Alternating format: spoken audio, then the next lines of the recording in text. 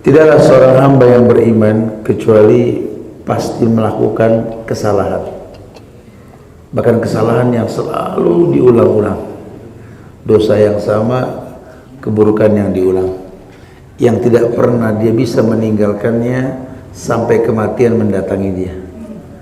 Ini bukti bahwa manusia pasti berbuat salah. Sementara hidup ini ujian. Apakah mereka mengira kalau mereka sudah beriman mereka nggak diuji sama Allah? Ya, bukan berarti Allah nggak senang kalau kita ini nggak punya dosa, bukan. Ya, justru ujian itu akan mengetahui kelasnya manusia. Karena bahasa Allah, "Fala ya'lamanna Allahu alladziina shadaqu wa la ya'lamanal kadzibin." Dengan ujian itu Allah pengen tahu siapa yang jujur di antara kalian, siapa yang tidak. Bismillahirrahmanirrahim.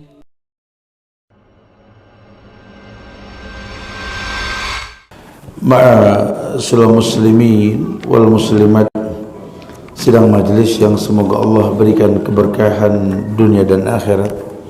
Alhamdulillah, izin Allah kita dimudahkan untuk berkumpul kembali di Masjid Mulia An-Nafin insyaallah, dan mudah-mudahan apa yang kita lakukan pada hari ini akan mendatangkan manfaat yang banyak dalam kehidupan kita, sehingga tak ada kata mengulang keburukan yang kita rutinkan tentunya, karena sifat manusia adalah mengulang kesalahan. Ma min abdi mu'min illa walahu dzambun ya'tadu alfaina ba'da alfaina aw dzambun huwa muqimun alaih la yufariqu hatta yufariqu ad-dunya innal mu'mina khuliqa muftanan tawwaban nasiyan idza dzukira dzakara. Tidaklah seorang hamba yang beriman kecuali pasti melakukan kesalahan, bahkan kesalahan yang selalu diulang-ulang, dosa yang sama, keburukan yang diulang. Au dzambun huwa muqimun alaih, atau dosa yang dia ciptakan. La yufariqu hatta yufariqud dunya, yang tidak pernah dia bisa meninggalkannya sampai kematian mendatangi dia. Ini bukti bahwa manusia pasti berbuat salah. Sementara hidup ini ujian. Ya, ketika Allah berfirman di surat Al-Ankabut ayat 2 hingga 3, kata Allah, "Ahasiban nasu ayutraku ayyakulu amanna wa hum la yuftanun. Wa laqad fatana alladziina min qablihim fala ya'lamanna Allahu alladziina shadaqu wa la ya'lamanal kadzibin." Ini sudah menjadi sebuah sunnatullah. Sejak 14 abad yang lalu Allah informasikan, walaupun seluruh manusia sejak Adam alaihissalam hingga nanti Dajjal diturunkan akan merasakan ini. Ahasiban nas, apakah manusia mengira ayudraku ayyakulu amanna wa hum la yuftanun?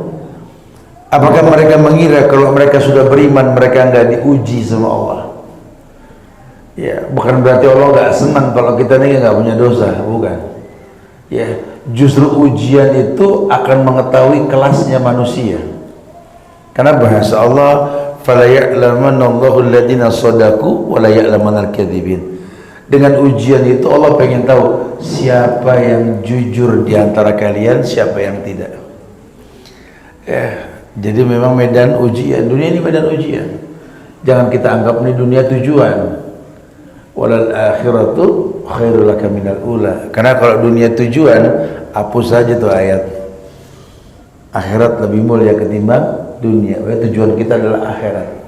Makanya dikatakan dalam sebuah riwayat At-Tirmidzi dalam disahihkan oleh Syekh Albani itu, ya, dikatakan man kanatil akhirah hammahu ja'alallahu ginahu fi qalbihi wa jama'a lahu samlahu wa atatu dunya wa khiraghib. Kan kata Allah begitu. Nabi sampaikan dalam riwayat Tirmidzi tadi, orang yang orientasi hidupnya untuk akhirat, Allah akan ciptakan kekayaan dalam dirinya, dalam hatinya. Ja'alallahu ginahu bi qalbi. Nabi yang ngomong langsung. Ini orang kalau semuanya untuk akhirat bukan untuk dunia, Allah bakal bikinkan kaya di hatinya. Wa jama'a lahu samla, Allah kumpulkan semua permasalahannya. Enggak carut marut, enggak tumpang tindih, enggak. Jama'a lahu samlahu, Allah kumpulkan itu. Bahkan dikatakan sama Nabi, wa atatu dunya wa khiyarul rimah. Bahkan Allah datangkan dunia kepadanya menunduk dunia itu. Dunia ini memang kadang-kadang jinak-jinak merpati loh bro.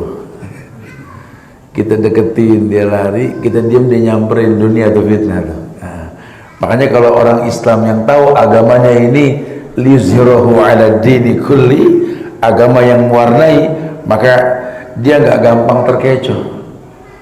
Agamanya mewarnai, dia akan menjadi orang yang Islam yang mewarnai, bukan diwarnai. Bergaul, orang Islam mesti bergaul. Jangan gara-gara antum ngaji jadi eksklusif.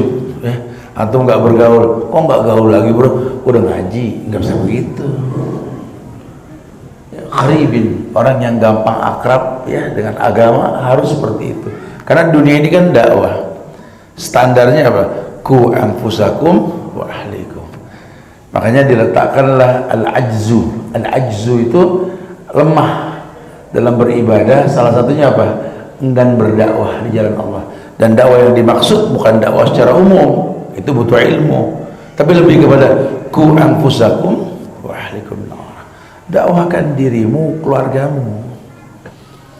Ya, kalau kamu sudah nggak mau mendakwahkan diri kamu, ya sudah, tak jazen deh, lemah. Ya, nggak berani mendakwahkan diri, bro. Mulai besok anak nggak mau ngerokok lagi nih, karena Allah sudah mengatakan wala tulqu anfusakum ila tahluka. Jangan masukkan dirimu pada sesuatu yang berbahaya. Allah nggak sebut rokok, cuma umum. Semua yang berbahaya jangan dicoba. Harus ana lawan. Itu dakwah. Ya, gimana caranya nih? Syukur-syukur bisa ganti manfaat lah. Biasa bakar 20.000 sehari, sekarang 20.000 sehari kita celengin lah. Nggak berasa. Sehari 20.000, sebulan 600.000. Setahun 7,6 juta. Sapi Bali satu, betul, Idul Adha. Korban gitu ya. Ini kan nggak mendingan dibakar daripada korban. Ayo dah disiplin ini dah. Apalagi mulai ke depan saya nggak pengen lagi begadang. Kenapa? Karena Allah mengatakan wa ja'alna lailan libasan. Kujadikan malam itu untuk istirahat.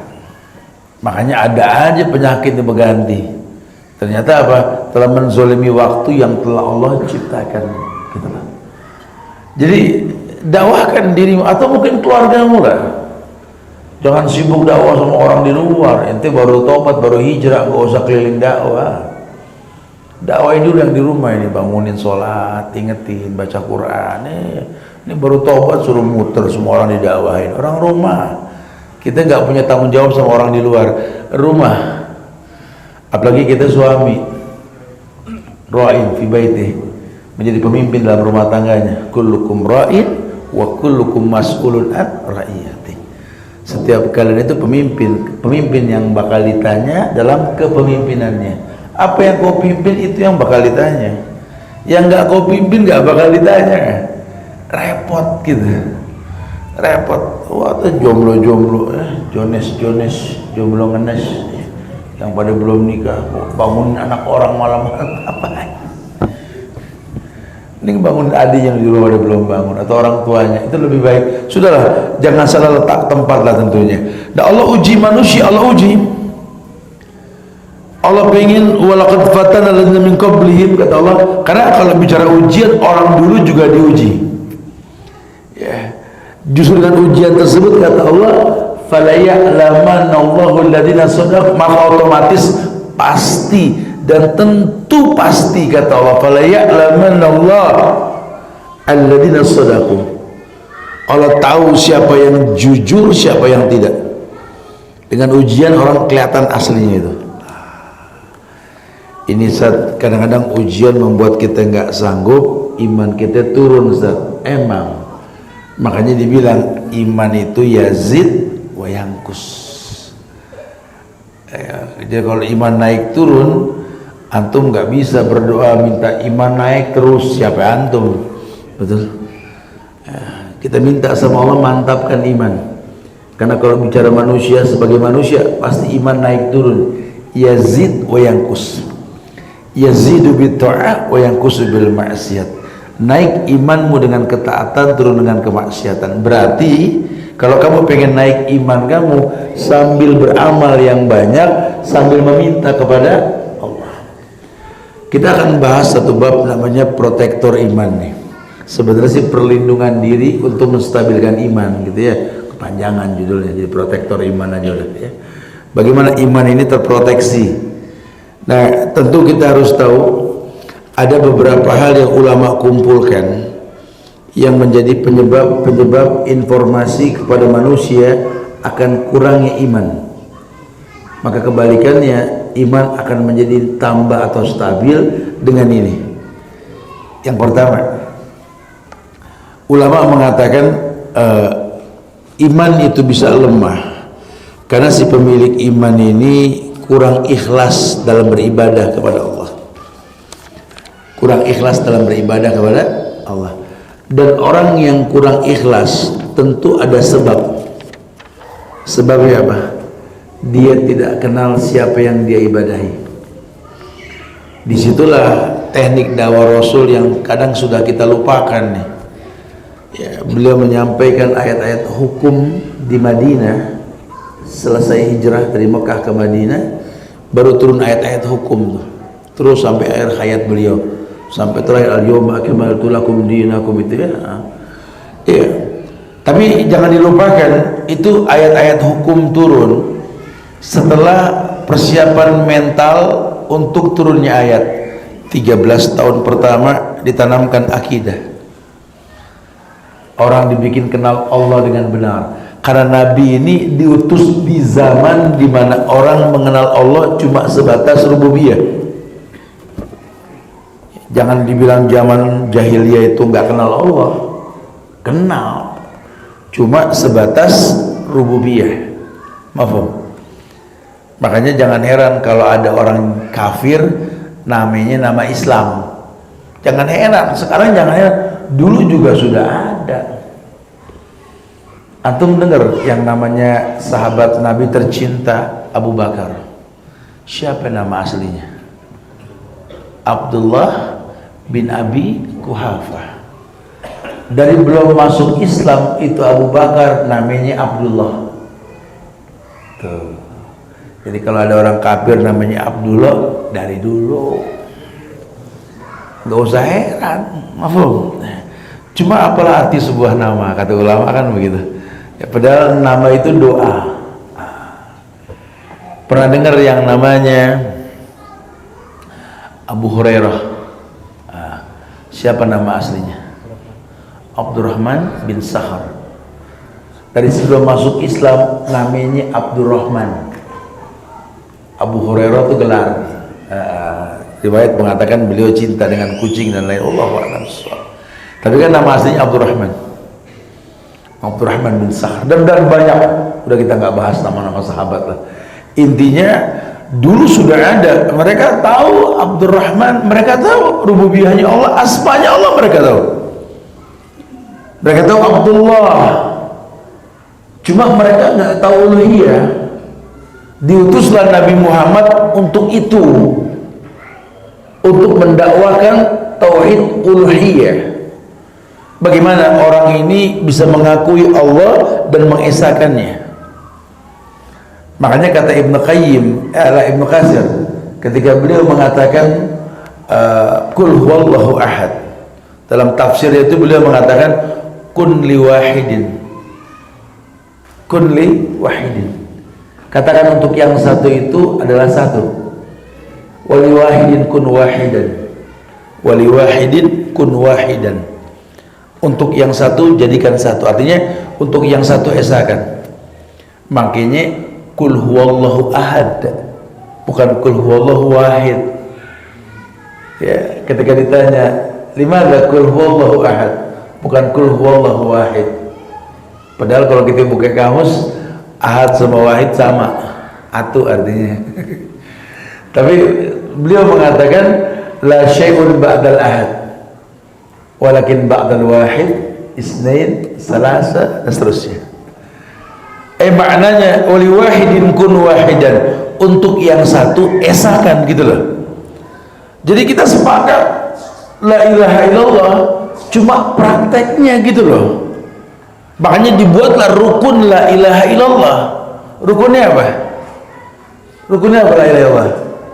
Ini an-nafi wal isbat. Ini an-nafi, ini manfaat artinya. An-nafi itu peniadaan, an-nafi wal isbat artinya penghapusan. La ilaha nafi, illallah isbat, itu rukun. Jadi kalau anda ingin mengesahkan Allah, caranya hapus dulu Tuhan yang lain, tetapkan hanya Allah. Itu jimat buang, wafak isim, tatoyur lempar bakar, apalagi yang dilepit tulisan kertas KH Ain Sod 222 atu macan gigit pedang, kita lepit di pedang Sayyidina Ali, masukin ke dalam bahan warna hijau, taruh di pinggang. Allah syirik. Innar ruqa wat tamaim wat tiwala syirkun. Ini dakwah Rasul ini. Makanya orang pada nggak senang. Jimat kita disuruh buang, dia nggak tahu, ngambil di pojokan kali. Oh, dia nggak tahu. Oh, begitu. Itu yang akan ada masalah nanti. Kalau cuma sebatas ngomong rububiyah, asma wa sifat aman, masuk ke uluhiyah masalah. Bahkan sejak zaman dulu turun ayat larangan menyembah kubur. Alasan mereka apa? Mana'buduhum illa liqarribuna ilallahi zulfa. Kan begitu kata mereka. Zaman Nabi itu, kami nggak nyembah kuburan, kami cuma taqarrub, mendekatkan diri ke Allah melalui si fulan, si penghuni kubur. Dari zaman dulu mirip sama sekarang, klasik bro. Disinilah orang mulai kebakaran artinya dengan masalah-masalah kayak beginian nih.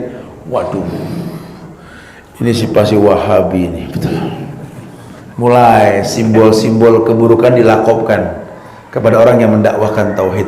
Padahal targetnya apa? Orang beribadah dengan benar.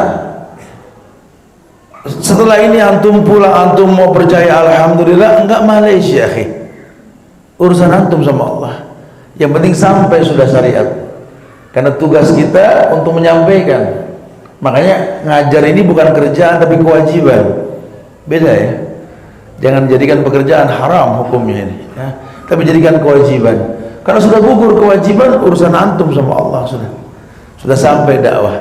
Makanya Nabi mengatakan bahwa ketika beliau mengatakan umat tentang umat, ummatud dakwah wa ummatul ijabah. Umat itu dua, ummatud dakwah wa ummatul ijabah. Secara umum, umat yang sudah sampai dakwah belum mengijabah, atau umat yang sudah sampai dakwah dan dia sudah mengijabah. Ada dua kemungkinan tersebut umat. Ummatud dakwah, ummatul ijabah. Iya. Dia enggak ikhlas. Makanya protektornya ya ikhlas. Supaya kamu tahu, Allah tuh agna syurokai adi syirki. Allah itu sekutu yang paling benci disekutui. Bahkan Allah sendiri yang mengatakan ana agna syurokai adi syirki. Man amila amal asraka fi ghairi ma taraktu syirkahu.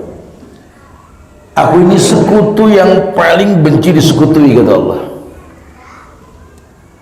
Jadi aku suka bekerja sama, tapi benci kalau dikhianati, kata Allah. Gitulah kalau bahasa kita. Ana aghna syurakai ani syirki. Jadi kalau kamu minta tolong kepada yang lain, aku bisa murka. Ana aghna, aku ini maha kaya. Enggak usah minta sama kuburan. Enggak usah sesajinan di pojokan pohon beringin yang gedean, atau di Curug Tilu, atau Curug Panjalu, atau curug-curug apa, sudah. Enggak ada urusan sama begituan. Ana aghna syurakai ani syirki. Aku paling benci disekutuhi, kata Allah. Man amila amalan asraka fi ghairi ma'i taraktu syirkahu. Kalau sampai ada orang yang bekerja sama ya kepadaku, tapi kerjasama dengan yang lain juga, taraktu syirkahu, aku tinggalkan si pelaku dan kesyirikannya. Jadi jangan heran kalau nanti banyak orang yang beribadah cuma nggak merasakan bekasnya ibadah. Ternyata ada yang Allah benci yang dia lakukan. Itu yang namanya talbis. Konsekuensinya apa? Taktumunal haq wa antum ta'lamun. Yang hak itu pasti kalah dan kau menyaksikan. Ya, karena Allah pengen yang murni. Ala lillahi dinul khalis. Karena cuma milik Allah agama yang murni, agama yang ikhlas. Tidak boleh kita mendua hati, tidak boleh. Kok bisa tadi karena dia tidak kenal Allah.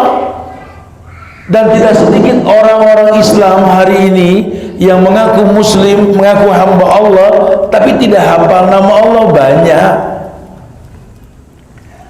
Unik, dia beribadah kepada Allah yang dia tidak kenal. Lucunya dia merasa dijawab. Aneh sih udah berdoa, kalau piling aneh sih piling dijawab kayak ini. Ada lagi yang seuzon, aneh kayaknya sih nggak yakin Allah bakal jawab tuh.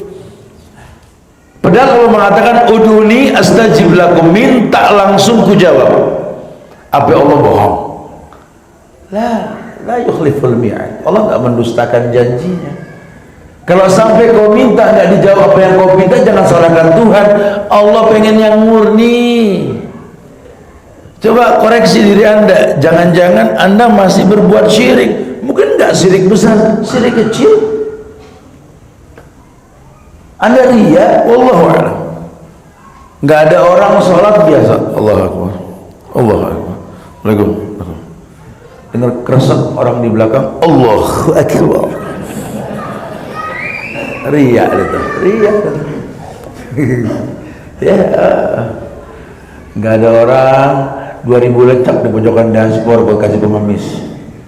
Pas ada orang nggak enak, 2000, 10 ribuan yang baru. Kadang-kadang kita begitu tuh, itu syirik kecil tuh. Tapi syirik kecil kalau dikumpulin jadi besar. Dan rutinitas inilah yang membuat kita ini nggak sadar. Ternyata innar rajula la yukhramu rizqa bidzambin yusibu. Nabi bilang terhalangnya rezeki seseorang, doa seseorang kepada Allah karena maksiat yang dia rutinkan. Hikmah dibalik Nabi beristighfar walaupun maksum itu, yaitu salah satunya. Karena beliau tetap basyar.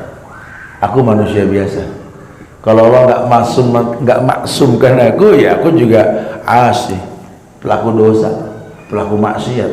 Makanya beliau nggak mensucikan keturunannya. Beliau mengatakan, "Lau anna Fatimah binta Muhammad sarakat laqata'tu yadaha." Fatimah binti Muhammad kalau dia mencuri, Muhammad yang potong tangannya. Ya, insya Allah nggak, Fatimah nggak berbuat dosa, nggak mencuri lah ya. Tapi tetap dia manusia. Bisa ngambek sama lakinya Ali, bisa ngomel sama anaknya, dia manusia. Makanya nggak ada orang yang disucikan, jangan dikultuskan. Kalau Nabi dan Rasul memang Allah maksumkan. Selain Nabi dan Rasul manusia, siapapun dia, hatta sahabat-sahabat Nabi yang dimuliakan.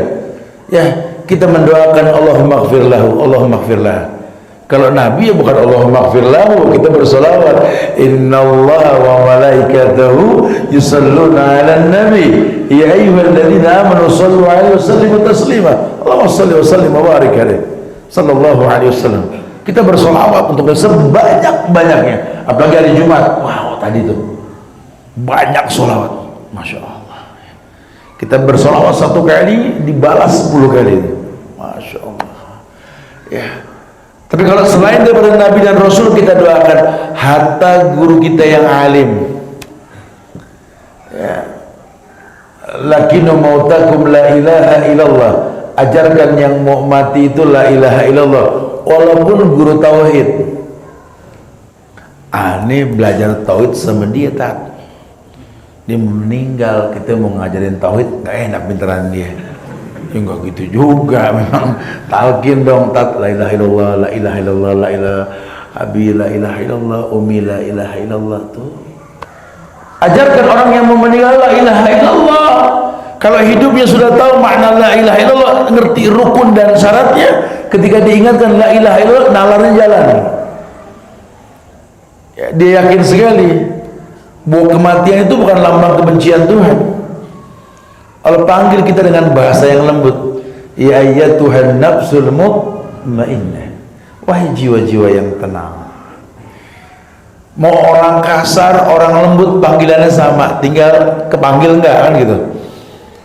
Ya ayyatuhan nafsul mutmainnah, wahai jiwa-jiwa yang tenang. Siapa yang jiwanya tenang? Si kaya yang bersyukur, si miskin yang bersabar. Orang yang gak terwarnai dengan kehidupan. Ini orang Masya Allah, sabarnya orang. Ujian tumpang tindih gak mengurangkan khusyuknya ibadah kepada Allah. Bahkan dia lebih bangga diuji. Kenapa? Karena memang simbol permintaan ke Allah itu kan dengan sabar. Hei, Allah gak suruh kita mikir banyak-banyak. Jangan sok mikir. Sampai kopi 1 pitcher, Masya Allah. Ngapain beli kopi banyak loh? Kalau pengen mikir, iya segitu.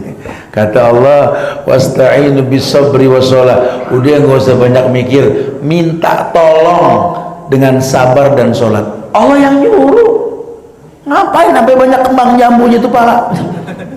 Sampai rontok banyak mikir, sabar, sholat. Dan sabar maknanya luas. Karena nggak segampang kita mengatakan sabar. Allah khususkan, ya ayyuhalladzina amanu isbiru. Hei orang yang beriman, sabarlah. Ay maknanya, jangan kau merasa sabar kalau imanmu nggak terproteksi gitu loh. Kita main bilang sabar aja, angkot mengkelahi pinggir jalan. Mana gitu ya. Sabar. Banyak. Ini orang belum tentu beriman disuruh sabar, masalah. Kita kalau nyuruh orang sabar, lihatlah kurang lebih imannya lah. Mendingan pisahin deh. Jangan suruh bilang sabar, karena sabar cuma buat orang beriman. Allah yang mengatakan, ya ayyuhalladzina amanu isbiru wasabiru warabitu wattaqullaha la'allakum tuflihun. Sabarlah kamu, kuatkan sabarmu, orang yang menjaga di perbatasan. La'allakum tuflihun. Karena kalau kamu betul-betul bisa sabar, tuflihun. Semoga kamu beruntung.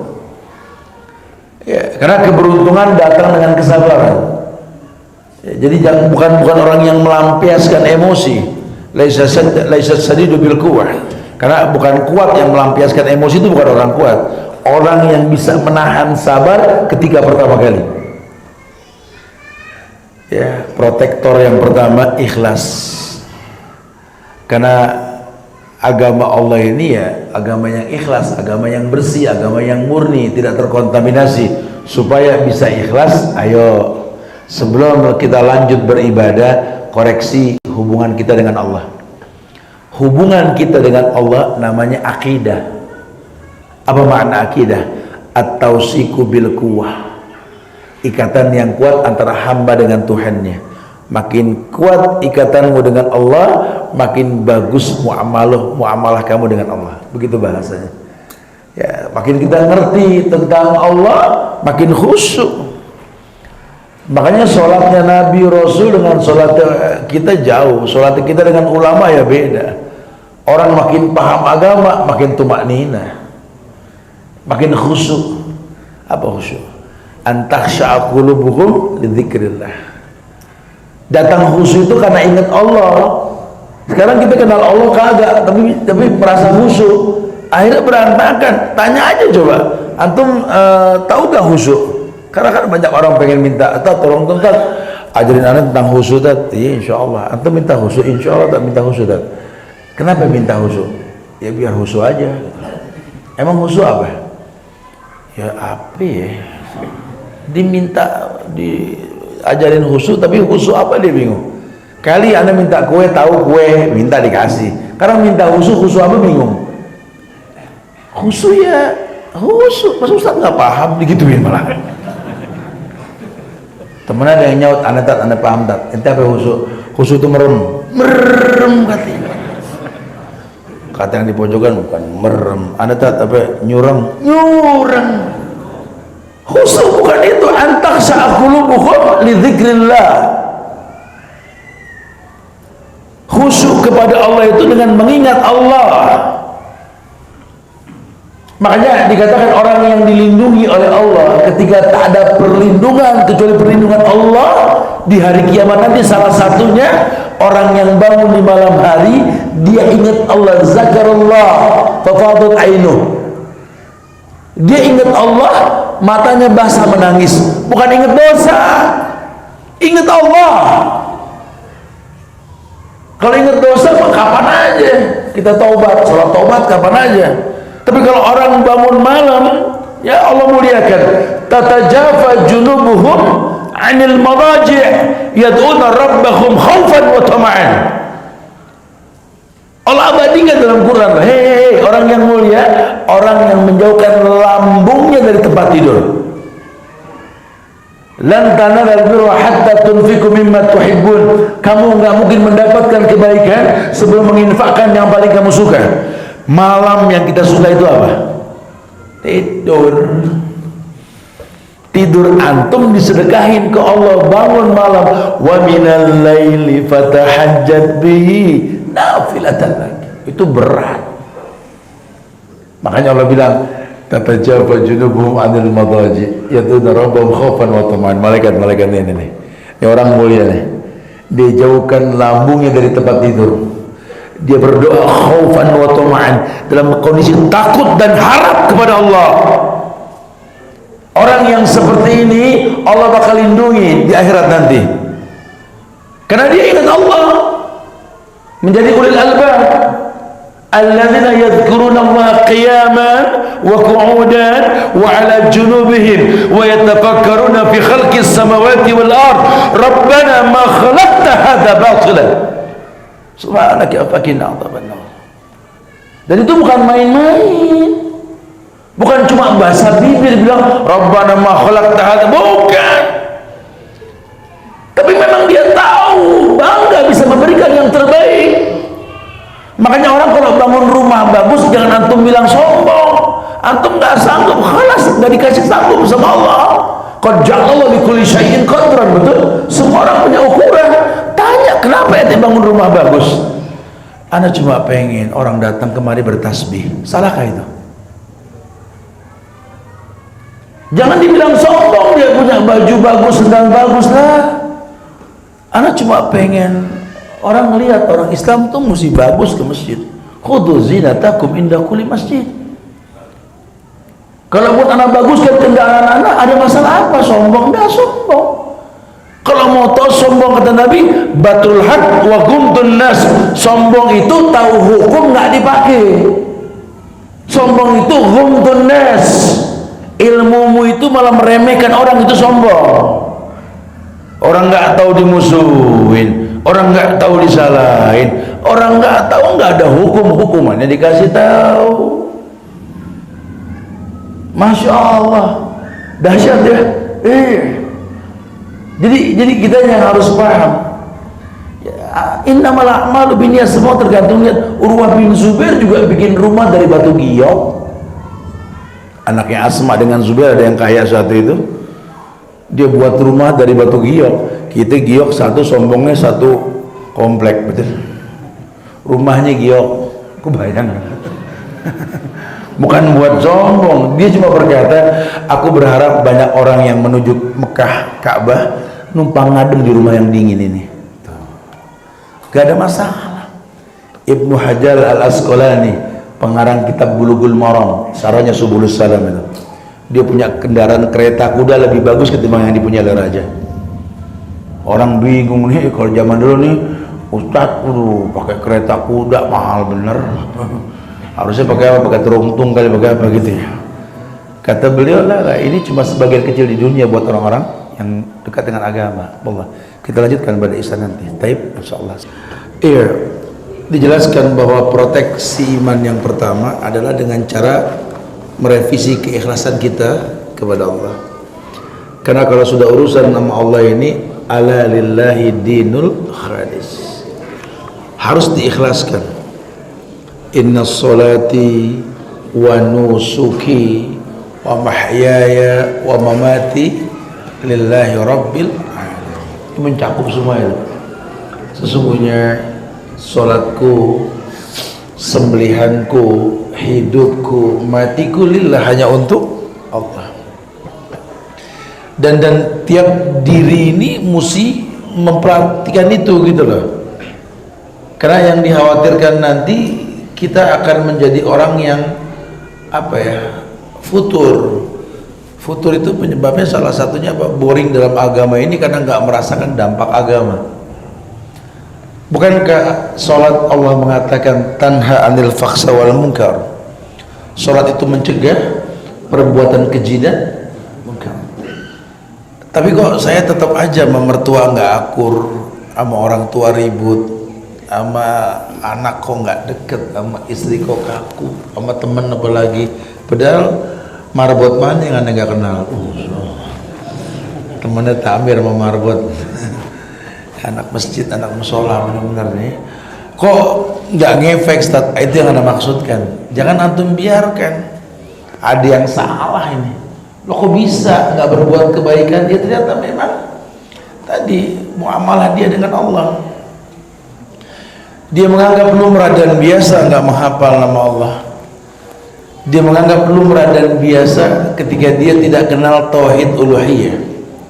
Makanya Ibnu Qayyim itu di dalam kitab Madarijus Salikin beliau mengatakan, justru aku memandang tauhid itu dengan dua kacamata, ma'rifah wal isbat, talaq wal qasd.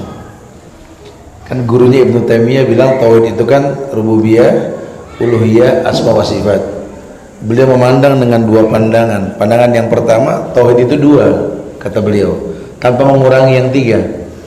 Yang pertama ma'rifah wal isbat, yang kedua talaq wal qasd. Ma'rifah wal isbat, ma'rifatullah wa isbati asma'ihi. Di dalamnya itu ada dua. Ma'rifatullah ini kan rububiyah, wa isbati asma'ihi, menetapkan nama dengan fi'il, dengan perbuatan, sehingga orang gampang memahami tauhid itu.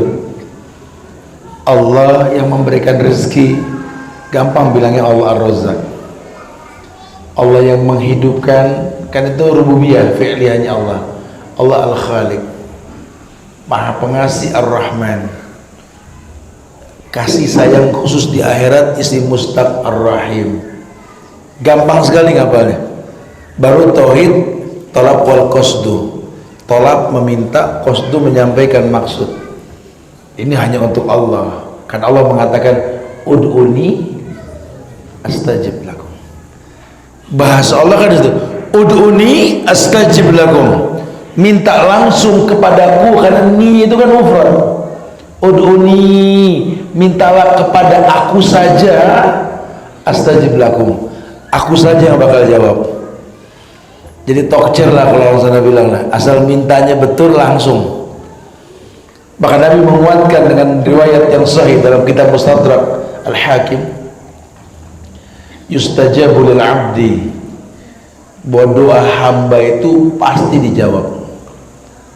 Kalimatnya yustajabu lil abdi ma lam yadu bi ismin akatir aib abil istijal. Bahwa seorang hamba kalau berdoa pasti dijawab. Tapi hamba ya, enggak setiap orang berdoa dijawab, karena kalau sudah pakai bahasa hamba fahasuna islamu yukafirullahu anhu kulla sayyatin kan zalafaha summa ba'da dhalikal qisas al hasanatu bi asri amsalih ila sabimi'ati di'afin. Gini kalau udah levelnya hamba itu berarti orang yang sudah kenal Allah. Sehingga orang yang sudah kenal Allah, al hasanatu bi asri amsalih, bahkan satu kebaikan pun bisa Allah balas 10 kebaikan. Ila sab'imi'ati di'afin, bahkan sampai 700 kali lipat. Makanya kita suruh berdoa sama ibu kita, Ma doain dong mah, jangan lelah untuk mendoakan saya mah ya, doain terus mah. Kenapa? Padahal kalau dibilang hafalan Quran banyakan kita, mama kita betul. Kalau dibilang hafalan hadis, umi kita, mama kita, ibu kita, enggak ada seujung kukunya kita. Cuma ada satu perbuatan yang beliau lakukan yang kita enggak bisa mengalahkan, apa? Melahirkan kita. Minta sama orang tua. Kita boleh meminta, makanya orang yang baik agamanya mustajab doanya, dan Allah akan memperhitungkan itu. Masya Allah. Kalau orang-orang yang berilmu tuh dia perhatikan banget, karena tidak mungkin terlontar kata dari mulut seorang Muhammad sallallahu alaihi wasallam illa haqq, ma kharaja minni illa haq, kata beliau. Tidak keluar dari mulutku kecuali yang pasti, yang hak. Allah pun mengatakan li'annahu la yantiqu anil hawa in huwa illa wahyu. Dan beliau tidak pernah berkata kecuali wahyu yang diwahyukan. Masya Allah. Ikhlas. Ya, kita baru bahas satu nih. Ada 31. Kita apa sahur? Asik ya, agama asik kan ya? Kalau kita bahas asik, iya kenapa nggak dari dulu kita ngaji? Ternyata ngaji ini memang asik kalau kita paham caranya gitu loh. Dan agama ini memang asik, bahkan Nabi mengatakan ad-dini yusrun, agama itu asik, mudah. Dan yang mudah pasti asik. Ad-dini yusrun, agama itu mudah, nggak ada yang sulit. Antum dengar belum mampu istighfar. Kalau sudah mampu langsung melakukan, bagus, namanya fastabiqul khairat. Cepat berlomba-lomba dalam kebaikan. Karena agama ini bukan dipilih, tapi diikuti. Ya hati-hati, orang suka memandang agama ini dipilih.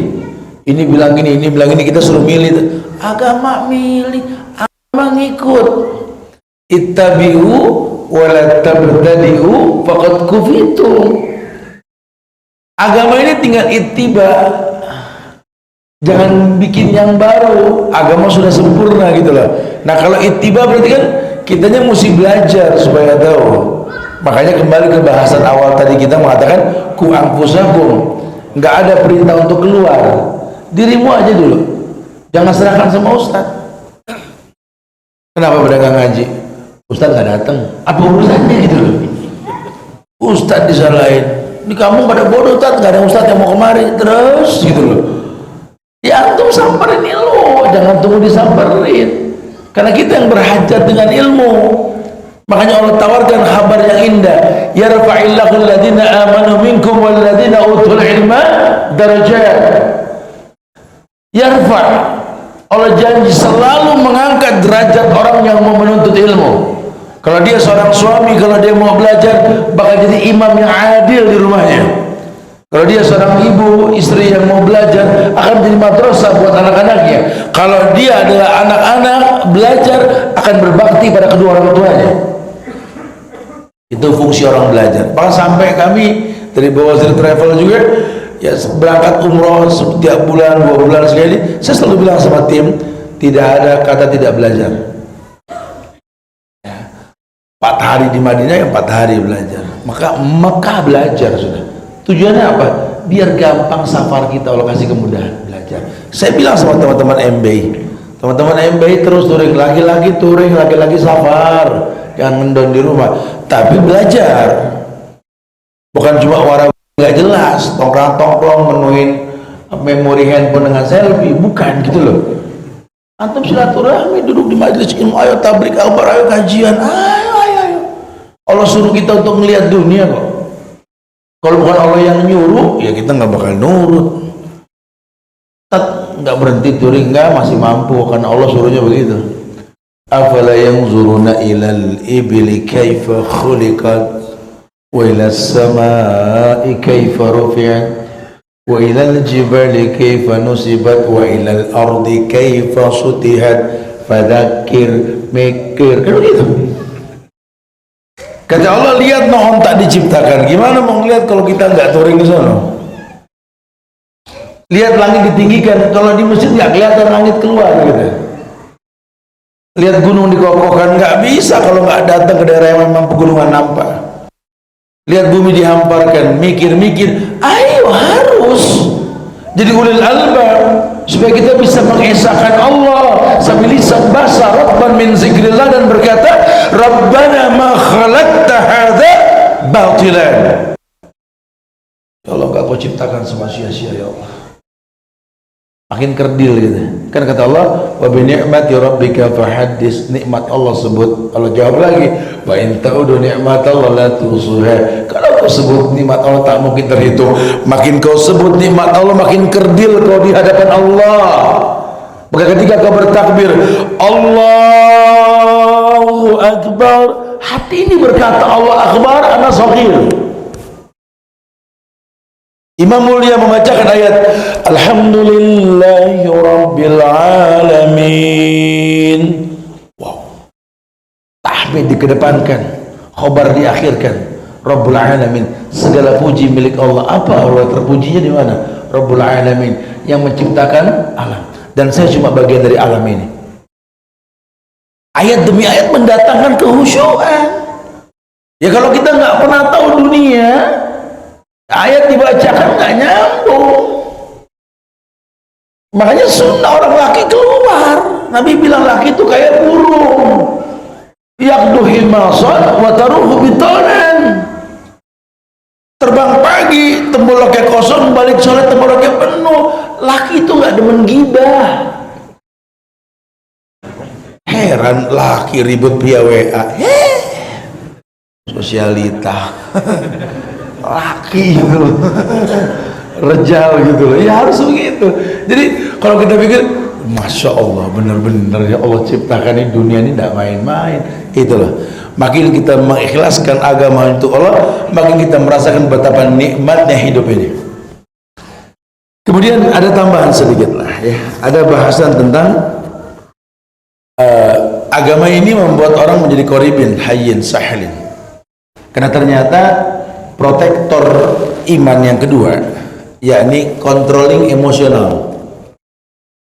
Ya, iman Anda bisa stabil kalau Anda nggak gampang kepancing. Ya, karena orang Islam masih suka kepancing, emosi dikedepankan. Nah,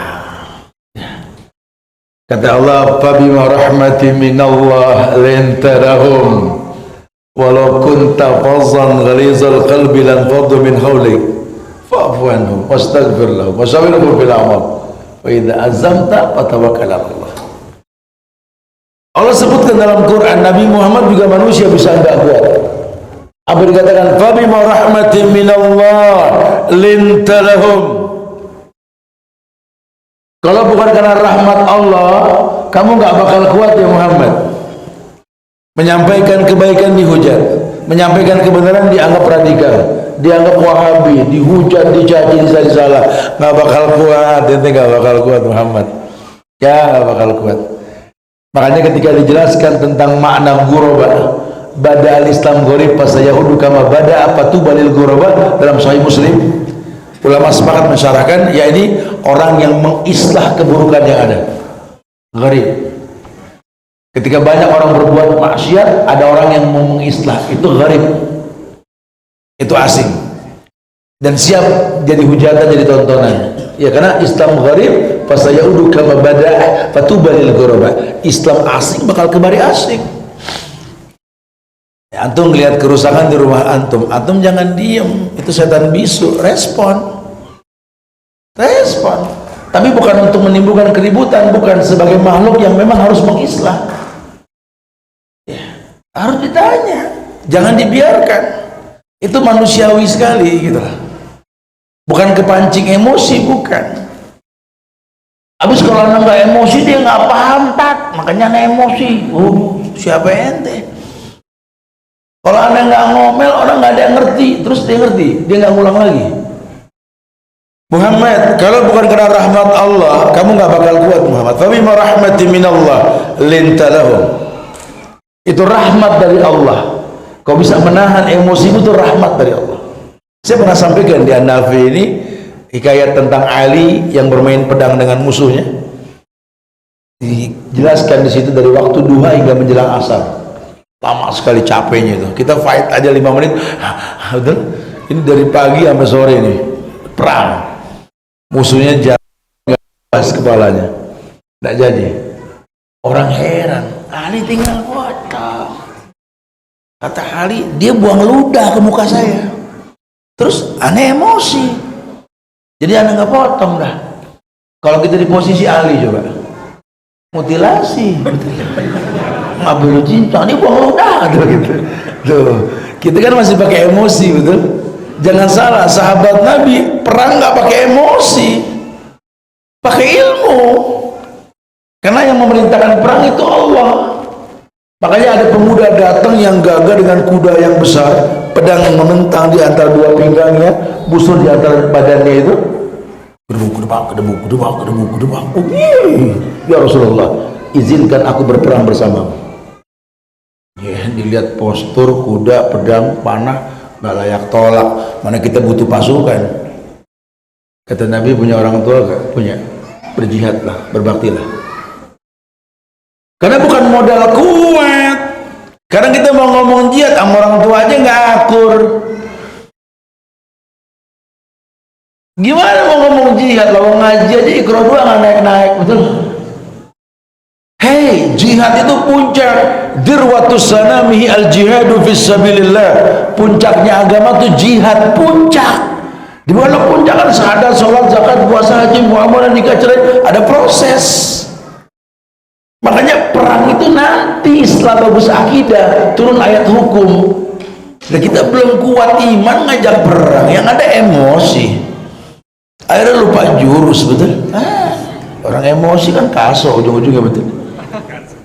Akhirnya orang kalau udah emosi nggak bangga jadi orang, berantem jadi monyet dulu. Ngapain jadi monyet? Enakan begini, monyet mah begini gitu.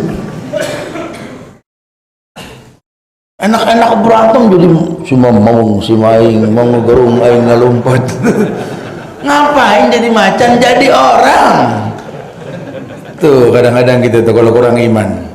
Mau berantem jadi siluman dulu, astagfirullah. Ada yang jadi ular, apa susah mukulnya.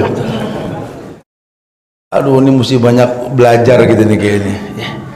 Nggak ada sahabat Nabi itu berantem jadi monyet dulu, jadi macan, nggak ada. Kita korban koping ho, betul. Mapelang kumpu, betul. Berantem master, mabok dulu baru berantem. Orang mabok berantem. Heran. Jadi karena kita nggak berilmu, akhirnya kita ciptakan pola hidup menurut kita. Wah, ini berbahaya. Konsistensi emosional itu menurunkan iman. Ya, karena islah itu wajib ilmu yang dikedepankan. Ya, kalau ilmu sudah dikedepankan, ya akan controlling nanti. Yang ada rasa maklum. Makanya nggak bisa kita, ulama sering mengatakan, kasih orang tua itu sepanjang jalan, kasih anak sepanjang jalan. Karena mau nggak mau keadaan memaksa mereka untuk menyiapkan maklum untuk kita, betul. Kita pernah berbuat 10 kesalahan, orang tua kita menyiapkan 11 maaf buat kita. Kita pernah melakukan 100 dosa yang orang tidak maklumi kita, orang tua kita menyiapkan maklum itu untuk kita. Itu nggak gampang, butuh waktu itu. Makanya sabar itu iman yang dikedepankan dan prosesnya jelas sekali. Yazidu bitur wa yanqusu bil maksiat. Naik iman dengan ketaatan, turun dengan kemaksiatan. Semoga Allah proteksi diri kita, iman kita insya Allah dengan kebaikan yang banyak ya.